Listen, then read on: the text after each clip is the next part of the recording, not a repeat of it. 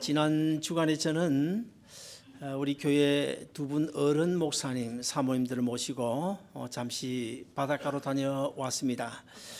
출렁이는 파도를 마주하고 서서 망망대해를 바라볼 때 우리 하나님이 얼마나 크신 분이신지, 하나님이 얼마나 위대하신 분이신지를 느낄 수가 있었습니다. 그리고 그 파도쳐 오는 그 바다를 쳐다보면서 참 파도가 우리에게 좋은 것은 아니지만은 저 파도가 없으면 우리 사람이 살아갈 수가 없어요. 파도가 있기 때문에, 풍랑이 있기 때문에 그 바다 속에 산소가 공급되어지고 물고기 이런 것들이 다 살게 되어져서 우리가 살아갈 수가 있는 것입니다. 그것을 보니까 얼마나 하나님의 은혜가 감사한지요. 하나님의 따뜻한 숨결이 느껴지고 하나님의 마음이 읽혀지고 하나님께서 일하신 그 흔적이 손에 만져지는 듯했습니다. 그리고 하나님의 세미한 음성이 제 마음속에 들려오는 것 같았습니다. 바다는 사람 살아가는 삶의 모습을 그려볼 수 있는 커다란 화폭과 같다고 말할 수가 있겠습니다. 우리는 바다를 통해서 참된 인생의 의미를 깨달을 수가 있고, 바다를 통해서 우리가 세상 살아갈 때 당하는 그 고통스러운 문제, 그 문제의 의미도 깨달을 수가 있습니다.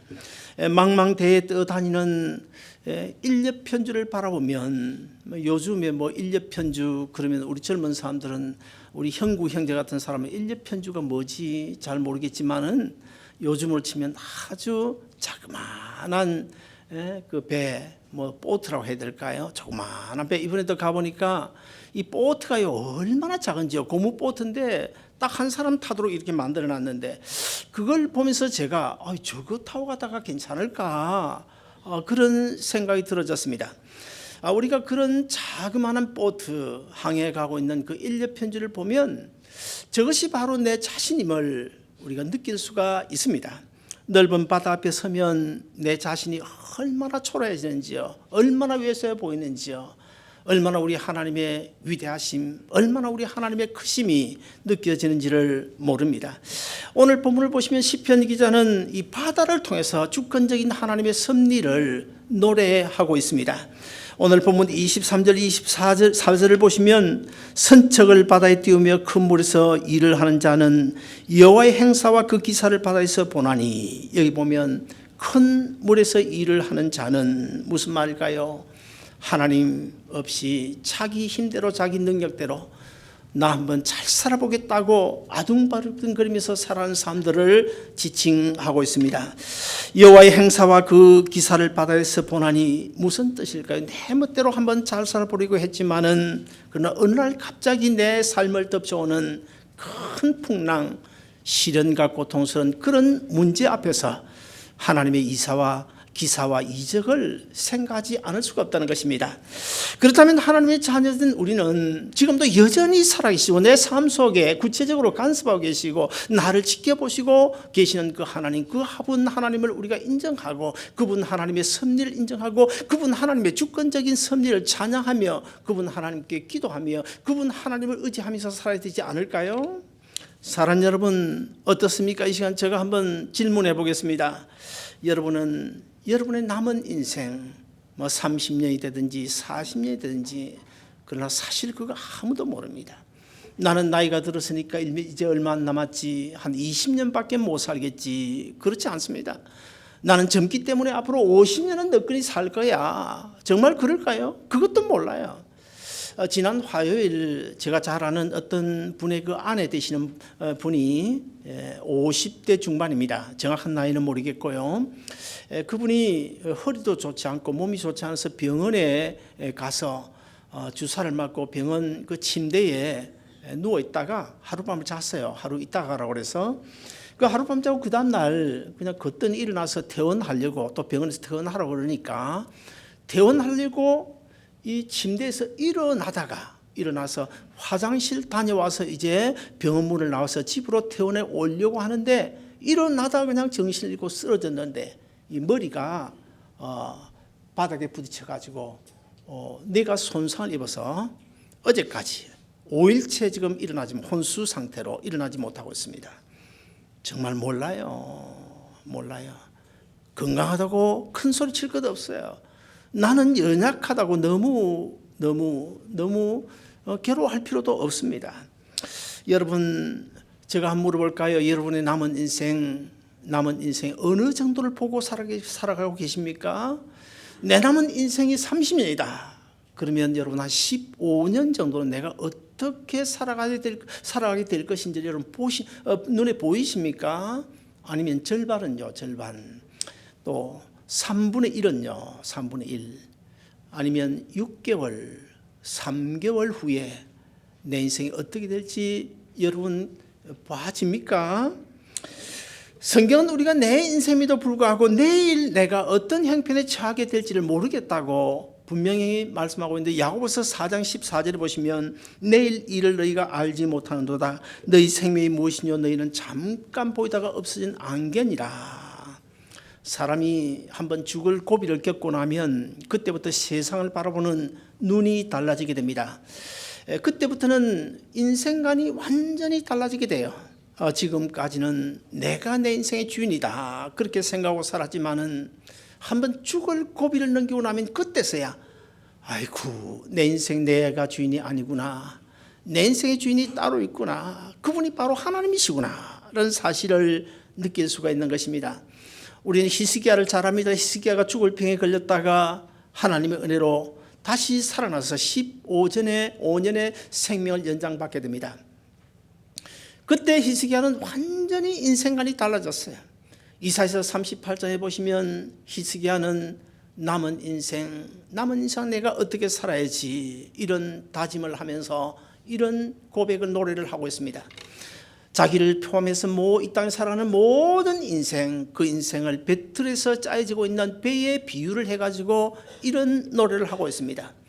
배틀에서 짜여지고 있는 그 배의 패턴이 어떤 무늬로 수놓아질지 내 인생에도 불구하고 나는 모르는데 하나님은 알고 계시고, 내 인생의 무늬가 언제 어떻게 완성될 것인지도 내 인생에도 불구하고 나는 모르는데 하나님은 알고 계신다. 그리고 배틀에서 짜여지고 있는 내 인생의 그 배가 언제 배틀에서 잘려져 나갈 것인지도 내 인생에도 불구하고 나는 모르는데 하나님은 알고 계신다. 그런 노래를 했어요. 그래서 이사야서 38장 20절을 보시면 히스기야가 이런 다짐을 합니다. 하나님, 나에게 15년이라고 하는 생명 연장해 주신 것 감사합니다. 이제는 내 남은 인생 하나님이 나를 살려주셨으니까 이제는 여호와의 전에 올라가서 수금을 뜯으면서 하나님을 찬양하며 살겠습니다. 이런 고백을 해요. 한 3년 전쯤으로 기억이 됩니다만은 저 샌디에고에서 군용 비행기가 민가에 추락해가지고 큰 사고가 나지 않았습니까? 일가족 4명이 그 자리에서 죽는 그런 사고가 생겼습니다. 그 기사를 제가 지금 기억이 나는데요. 둘째 아이를 낳았는데 아파트가 너무 비좁아서 그동안 열심히 일해가지고 이제는 좀 넓은 데로 가야 되겠다. 그래서 크지는 않지만은 괜찮은 그 하우스를 구입해서 이사를 갔습니다. 그때 그 하우스를 사가지고 이사할 때 얼마나 신났을까요? 그리고 그 주변에 집이 어디 그 한 채뿐입니까? 그런데 하필 다른 집 다 놔두고 그 집에 군용 비행기가 떨어져서 일가족 4명이 죽을 줄 누가 알았겠습니까? 정말 아무도 몰라요. 우리가 좋은 집 중요하지 않습니다. 좋은 대학이요, 그거 중요하지 않습니다. 우리가 하루하루 오늘 이 순간, 지금 이 순간에 내가 하나님 앞에서 어떻게 살아가냐, 이것이 중요한 거예요. 내가 하나님 앞에서 어떻게 살아가고 있고 하나님은 나를 지금 어떻게 보고 계시는가, 이것이 중요하다는 거예요. 오늘 본문에서 저는 한 3가지로 말씀드리고 싶은데, 첫째, 우리가 살고 있는 인생의 바다는 강풍이 있습니다. 제가 고등학교 3학년 때 있었던 일이니까 지금으로부터 참 오래전의 이야기죠. 그때 이제 처음으로 대학 입학 예비고사라는 것이 생겼어요. 그래서 통영 충무에서 배를 타고 4시간 걸려 이제 부산으로 가게 되는데 얼마나 풍랑 파도가 크게 있는지요. 뭐 그때 그 배 안에 적어도 아마 한 200명이 넘게 고등학교 3학년 남녀 학생들이 그 배에 탔는데요. 뭐 이건 뭐 체면도 없고 그냥 치마 입은 치마가 벗겨지든 말든지 입에서 음식물을 토하고 막 비틀거리다가 오늘 본문에 보면 그렇게 나오지 않습니까? 비틀거리다가 하늘로 올라갔다 떨어졌다 오늘 지금 본문에 나오잖아요. 바로 그 지금 모습이 광경이 벌어진 거예요. 정말 저도 멀미를 잘 안 합니다만은 그때 정말 이러다 죽겠다 그런 생각이 들었어요. 우리의 인생길에는 강풍이 있습니다. 돈은 많은데 자녀 문제로 인한 강풍이 생겨 죽을 맛 가지고 살아가는 사람들이 있는가 하면요, 떵떵거리면서 좋은 집에 살고 있지만은 가정 부부간의 불화라고 하는 파도가 몰아쳐서 그것 때문에 허우적거리는 사람들도 있고, 또 사업 실패 아니면 인간관계라고 하는 그런 풍랑 속에서 허우적거리는 사람 우리 주위에 얼마나 많이 있어요. 우리 다 같이 오늘 본문 25절부터 27절을 같이 한번 읽어 보시겠습니다. 다 같이 봉독합니다. 시작. 여호와께서 명령하신 즉 강풍이 일어나 바다 물결을 일으키는도다. 그들이 하늘로 솟구쳤다가 깊은 곳으로 내려가나니 그 위험 때문에 그들이 영혼이 녹는도다. 그들이 이리저리 구르며 취한 자같이 비틀거리니 그들의 모든 지각이 혼돈 속에 빠지는도다. 어떻습니까? 여러분 이런 풍랑 만나보신 적이 있습니까? 저는 경험해 보았습니다. 이런 풍랑이 왜 밀려오는 것입니까? 오늘 본문을 잘 보시면 여호와께서 명령하신즉, 그래, 여호와께서 명령하신즉. 그렇다고 해서 우리는 이 말씀을 가지고 우리 삶 속에 일어나는 모든 고난스러운 문제가 다 하나님이 주신다, 그렇게 오해해서는 결코 안 될 것입니다. 하나님은 자기 자녀가 망하도록 하기 위하여 고난 주시는 분이 결코 아니심을 우리가 분명히 알아야 되겠습니다. 우리가 이 땅을 살아가는 동안에 당하는 이 고난에는 세 가지 이유가 있습니다. 첫째 하나는 우리가 성숙한 신앙인이 되기 위하여 하나님이 주시는 테스트적인 고난이 있어요. 그 다음에 두 번째는 우리를 신앙의 길에서 넘어뜨리기 위하여 사탄 마귀가 주는 유혹적인 그런 고난이 있습니다. 그 다음에 세 번째는 우리 자신이 잘못하거나 인간적인 욕망에 따라, 뭐 예를 들어서 옛날에 저 같은 경우에는 너무 그냥 내 욕망 때문에 무리하게 회사를 막 키워나가다가 그래가지고 실패한 경우도 있습니다만은, 요즘처럼 주위 환경의 변화에 따라 자기 잘못 때문에 당하는 그런 고난이 아마 거의 대부분일 수가 있습니다.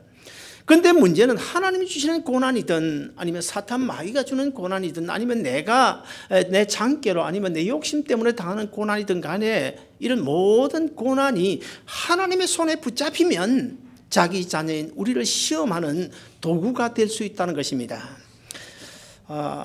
이것을 우리는 꼭 잘 이해해야 됩니다. 그래서 어떤 사람들은 그렇게 말하잖아요. 막 감기만 걸려도 사탄 마귀가 주는 것이다. 천만에요. 아니 조금 어려움을 당해도 하나님 주신 고난이다. 천만에요. 그렇지 않습니다. 뭐 하나님이 주신 고난이 있어요. 사탄 마귀로 인한 고난이 있습니다. 그러나 사실 우리가 살아가는 데 있어서 당하는 고난 거의 대부분, 여러분 한번 잘 살펴보시길 바랍니다. 거의 대부분은 내가 부족해서, 내가 욕심이 많아가지고 내가 장깨를 쓰다가 넘어지는 경우가 오히려 많습니다. 이런 풍랑을 경험할 때 누구나 하나님 앞에 이런 질문을 하게 되죠. 하나님, why me? 왜 납니까? 왜 하필 납니까? 저 집사님 멀쩡한데, 저 가정은 괜찮은데 왜 나만 이런 고통을 당해야 되는 것입니까? 내가 무슨 죄를, 그렇게 큰 죄를 지었길래 나에게 이런 고통을 주시는 것입니까? 도대체 이해가 되지 않는 경우가 있잖아요. 이런 질문에 대하여 하나님께서 속 시원하게 대답해 주시면 얼마나 좋겠습니까? 그러나 거의 대부분 보면요, 우리가 그런 질문을 수없이 하지만 하나님께서 침묵하고 계실 때가 더 많다는 거예요. 하나님께서 속 시원하게 내가 이런 일을 잘못했기 때문에 내가 이런 고난을 당한다, 그렇게 대답해 주시면 차라리 좋겠는데, 하나님께서 침묵하시기 때문에 그 침묵 때문에 우리는 더 힘들고 더 고통스럽고 더 괴로운 것입니다. 사랑하는 여러분, 그러나 우리가 분명히 한 가지 알아야 될 것은 하나님이 주시는 고난은 아닐지라도 참새 한 마리도 하나님이 뜻없이는 떨어지지 않는다고 했기 때문에 하나님의 허용 아래 주시는 고난인 것을 우리가 믿어야 되는데, 그러면 이 고난이 우리를 망하도록 하기 위하여 하나님 주신 것인가? 결코 그렇지 않다는 거예요. 우리가 그 힘들고 어려운 고난을 만날수록 하나님을 의지하고 하나님께 맡기고 끝까지 인내하면서 기다리면 하나님이 자기 자녀를 어떻게 망하도록 하기 위하여 고난 주시겠어요? 끝까지 내버려 두시겠습니까? 결국에는 정말 우리가 믿음에 바로 서서 주님만 의지하고 주님만 바라보고 하나님께 모든 것을 맡기면 결국에는 로마서 8장 28절에 있는 대로 합력하여 선을 이루게 해주신다는 사실, 이것을 우리가 믿어야 되는 것입니다. 주님은 우리의 형편처지 알고 계십니다. 주님을 향한 내 중심이 어떠한지도 우리 주님은 알고 계십니다. 그럼에도 불구하고 주님께서 허용하는 강풍이라면, 허용하는 풍랑이라고 한다면 그 풍랑은 결코 나를 망하도록 하기 위한 풍랑이 아니라는 사실, 이것을 우리가 먼저 알고 하나님께 모든 걸 맡기고 하나님 도와주시면 나는 얼마든지 회복될 수 있다는 사실, 이것을 우리가 믿으면서 살아야 된다는 거예요. 오늘 본문 28절 보시면, 이에 저희가 그 근심 중에서 여호와께 부르짖음에 그 고통에서 인도해 내시고 강풍을 평정히 하사 물결로 잔잔케 하시는도다. 이런 놀라운 은혜, 이런 은혜를 우리가 체험해야,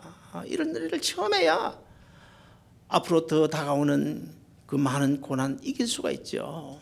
이런 체험을 하지 못하면 번번이 쓰러질 수밖에 없고 넘어질 수밖에 없고 하나님을 원망할 수밖에 없는 거예요. 사랑하는 여러분, 우리 하나님은 결코 나를 버리지 않으신다. 우리 주님께서 요한복음 10장 28절에서 말씀하지 않으셨습니까? 아버지께서 내게 주신 자는 내가 하나도 빼앗기지 아니하고 다 끝까지 하늘나라까지 반드시 인도하여 가겠다. 주님이 약속하셨으니까 그 약속을 믿고 어떤 고난, 어려운 일이라고 하더라도 주님께 맡기고 넉넉히 이기며 살아가는 여러분 되시길 주의 이름으로 축원드립니다. 둘째로, 우리 인생의 바다에는 평화가 있음도 오늘 본문을 통해서 가르치고 있습니다. 푸른 바다에는 파도나 풍랑만 있는 것이 아니고 잔잔한 그런 바다, 바람이 일지 않는 그런 평화도 있다는 사실을 우리가 알아야 됩니다. 물결도 잔잔한 유리 같은 바다. 우리는 이 바다를 통해서 인생의 평화를 우리가 배울 수 있어야 됩니다. 오늘 본문 29절에 보시면 강풍을 평정히 하사 물결도 잔잔케 하시는 도다. 사실 노도와 같은 그런 강풍 풍랑이 불어올 때는 정말 우리 힘들죠. 견디기 힘들죠. 고통스럽죠. 그러나 성경은 이렇게 말씀합니다. 너희 인생길에 어떤 고난, 노도 같은 강풍이 불어오거든 그 노도 같은 강풍을 통해서 기도를 배워라. 그리고 평안한 바다와 같은 그런 삶이 너에게 있거든 평온한 바다를 통해서 너희가 찬양을 배워라. 성경은 그렇게 말씀하고 있어요.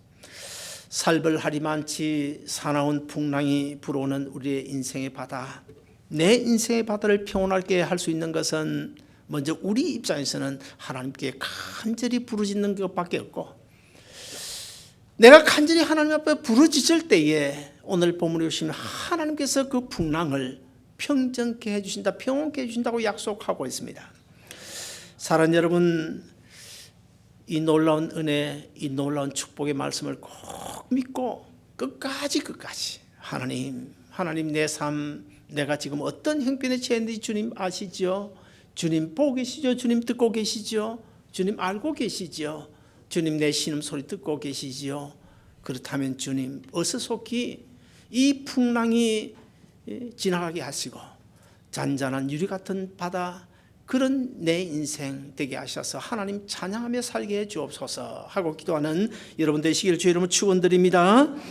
마지막으로 세 번째, 결국에는 소원의 항구로 인도해 주신다고 약속하고 있습니다.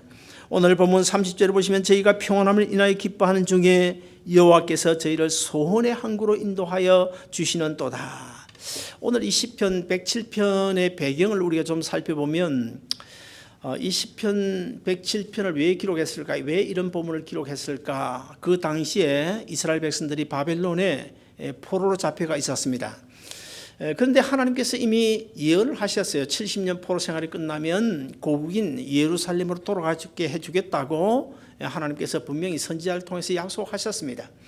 그러므로 오늘 이 본문의 사건은 현실적으로 역사적으로는 이스라엘 백성들이 바빌론 포로에서 돌아와 가지고 예루살렘으로 돌아가게 될 그 예루살렘을 가리켜서 소원의 항구라고 표현을 하고 있고, 궁극적인 의미로는 우리 예수 믿는 성도들이 장차 하늘나라의 천국에 다 들어가게 될 것인데, 그 천국을 가리켜서 소원의 항구라고 말씀을 하고 있습니다. 지금은 우리가 육신을 입고 살아가는 동안에 어쩔 수 없이 풍랑을 만날 수밖에 없습니다.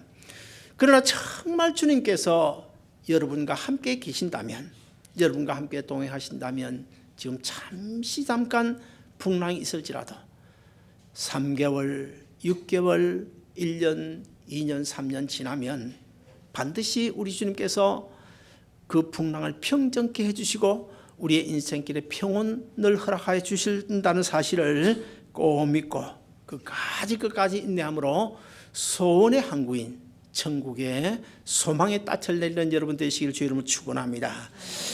혹시 이 자리에 계신 여러분 가운데는 아직도 천국 소망이 없는 분들이 계실지 모르겠어요.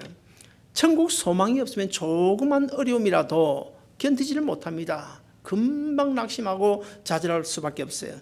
천국 소망이 없으면 사실은 지금 내가 부닥친 이 작은 이 고난이 어쩌면 큰 축복을 이하여 지나가는 과정일 뿐인데, 그 축복을 하나님께서 나에게 예비해 놓으신데 그 축복의 자리에 나아가기까지 견디지를 못하고 한 5m, 10m 전에서 그냥 낙심해 버리는, 좌절해 버리는 이런 경우 우리 한국 교회 안에 얼마나 많이 있는지 몰라요.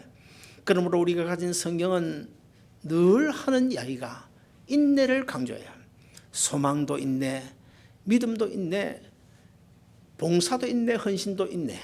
인내 없이는 아무것도 할 수 없다는 사실을 우리에게 가르쳐 주고 있습니다. 구약 성경에 보면 그 여리고 성에 살고 있던 그 기생 라합이 나오지 않습니까?